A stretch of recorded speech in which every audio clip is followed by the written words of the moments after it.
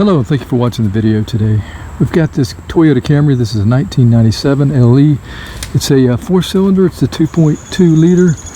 Engine is the 5S FE, and we're going to be removing the radiator today. I repaired this with some JB Weld. Seems like a couple of years ago, maybe a year and a half. I can't really recall, but it's been on here a good long time, and it's lasted longer than I really thought it would. You can see it separating right here. What's happening is it's leaking on the top here, so it never really overheats, and I've been able to just top off the reservoir here every time I use the car, and it's worked out. But I'm going to change the radiator, replace the radiator. I've got one that I just bought, so just kind of eyeballing it here. It's got 2 fans, and we're just going to first unplug the negative battery cable here, remove that, and then we'll start taking things apart here. Alright, with the splash shield now removed, we've got a bucket here, and I'm going to go to the drain plug, or the petcock here.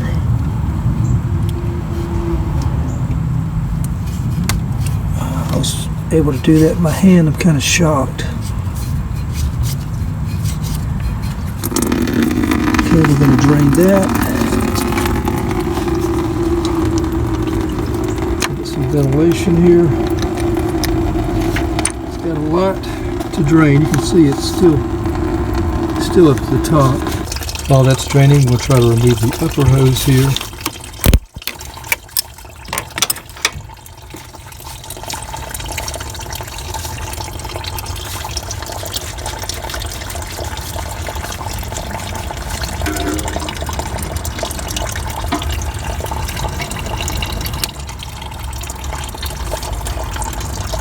Go ahead and take the reservoir tube off. Set that over here. A wire connector here we need to unclip, and we've got one right next to the lower hose. I'll show you that underneath. So right now let's try. It's really pretty easy. Just push down with my thumb here, pull it out.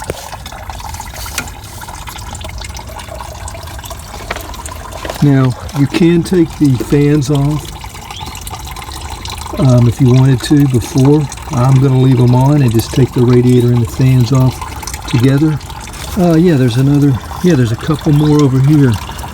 Got to get these 2 guys off here. Surprisingly, both of those came off really easy as well.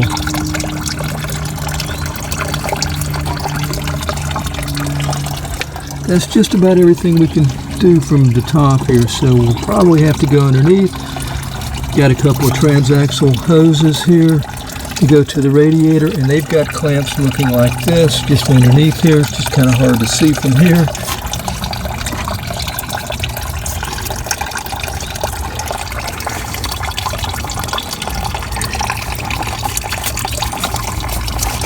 Okay, so this wire goes to a sensor.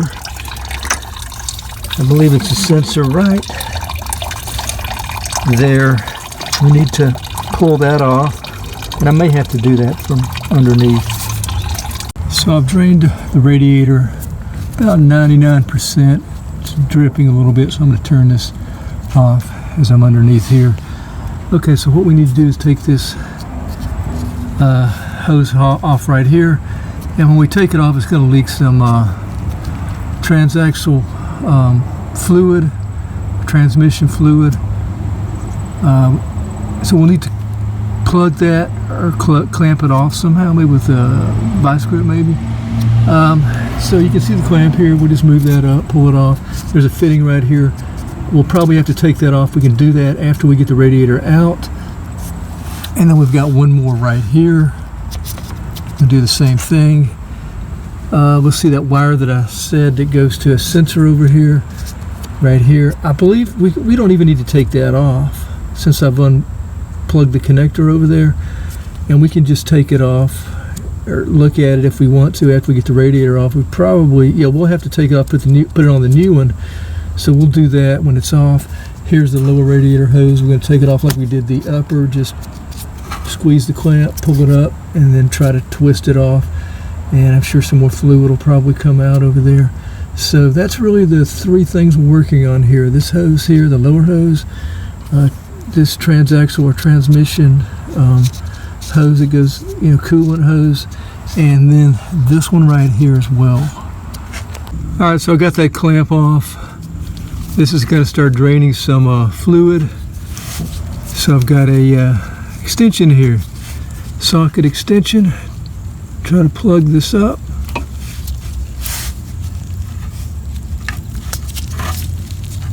We are plugged.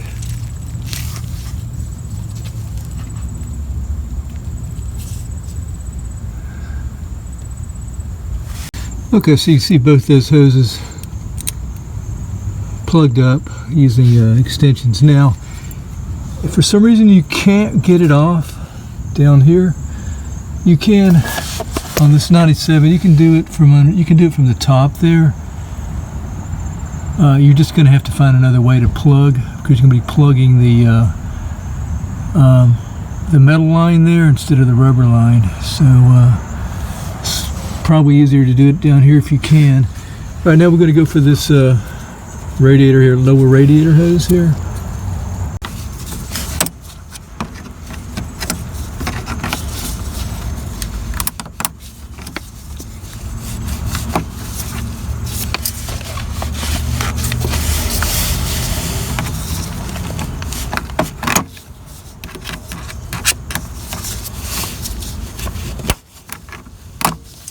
Probably all right.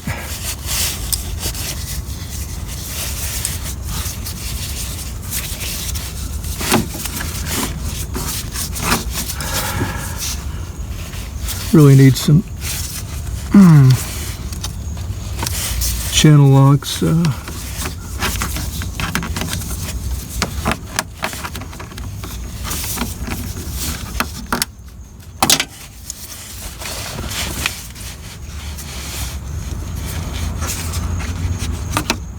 Okay, cool. All right, up here at the top now, we've got a 12 millimeter. Going to take this off here and this one on my left side.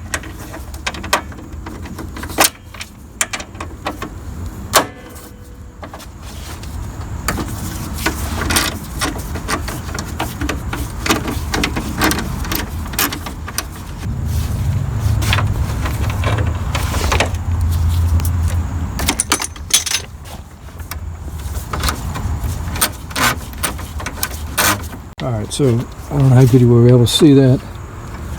My lens was obstructed, but I was going to put the bolt back in place.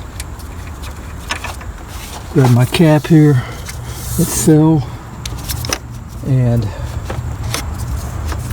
just eyeball, make sure that everything is disconnected. See, it's rocking around here, so it's now there's going to be some stops down at the bottom.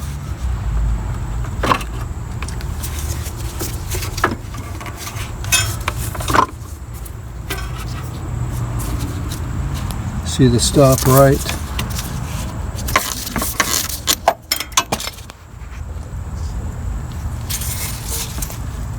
down there.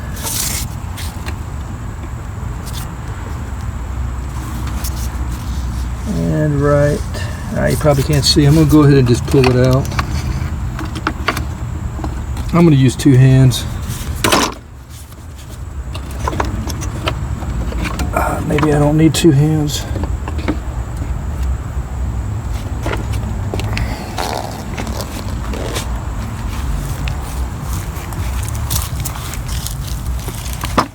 There's those stops.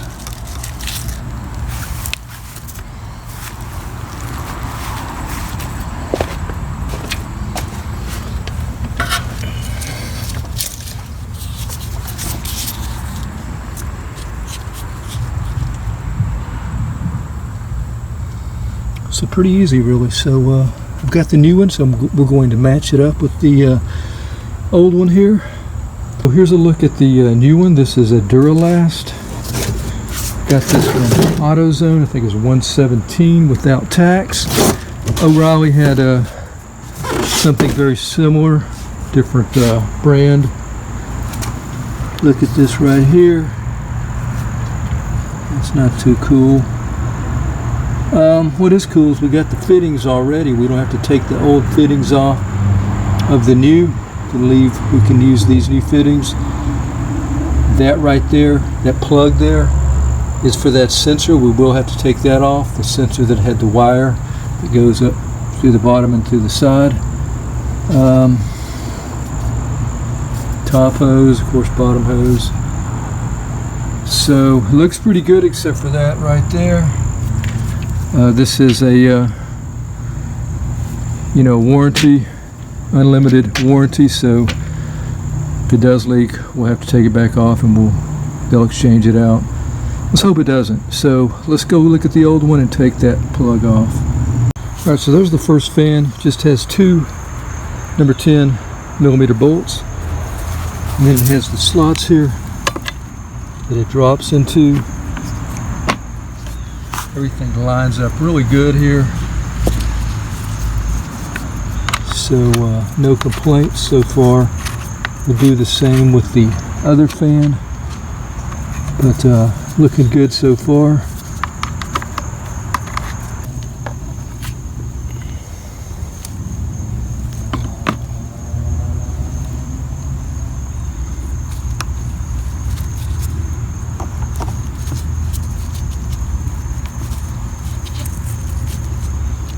Here's the fan sensor that I just took out of the old one.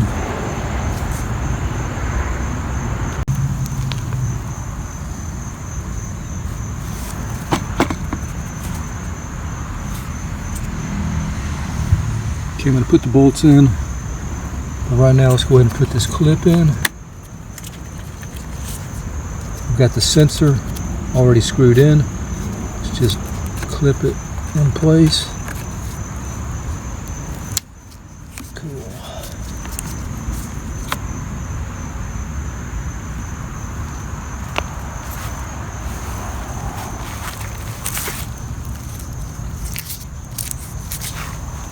Okay, these seats at the bottom here, I just took this one off because they both came off with the old. So they're not that tight on the new. So I'm going to go ahead and just put them in place down here like that. Ready to pick this up and just put it in place. Okay, seems to be the right size. Put it in place and just kind of moved it until it dropped down into those seats. So all I have to do is put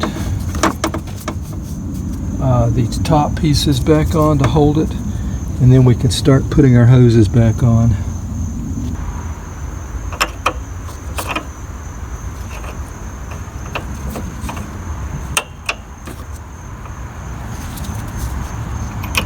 So far, I have to say this has been an exact fit. So Duralast has really matched up everything. I'm going to grab our wrench and tighten these bolts. Alright, so nothing really to see here other than just putting the hoses back on. It's a good time to check the hose, make sure that it's good, as well as the clamps. We're going to try this one and we're going to test it for leakage when we put our coolant in. So far I think it looks okay, at least by an eyeball here. And then we'll just do these transmission lines or transaxle lines. So I've got the transmission hoses back on, clamped on. Got the lower radiator hose on as well. Now we can move up to the top. Okay, back at the top, we've got the top radiator hose. We're going to clamp that on. We're going to take the reservoir hose as well.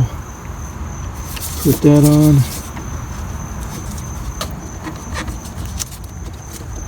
Okay. I'm going to grab our pliers for this. Go ahead and put the plugs back in place, or the connectors. There's a second one.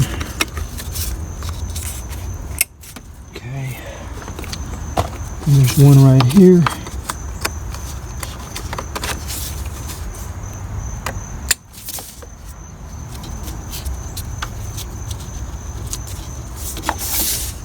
This goes there.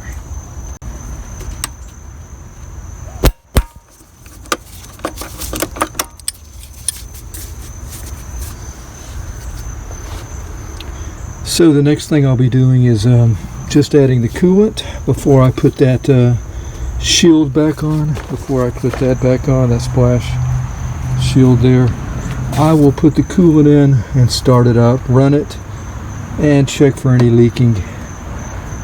But probably going to finish that up tomorrow.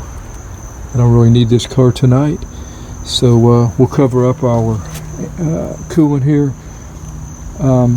So no animals eat it or drink it, and we'll start with new coolant tomorrow. We'll dispose of this properly, and yeah, use the new coolant, and we should be good. I will say so far this has, well, it has been, because everything's pretty much back together. It has been an exact fit, so I've been impressed. The only thing I'm worried about is was it damaged? And is it going to have a hole in it? You know, cap fits nice. I used the old cap.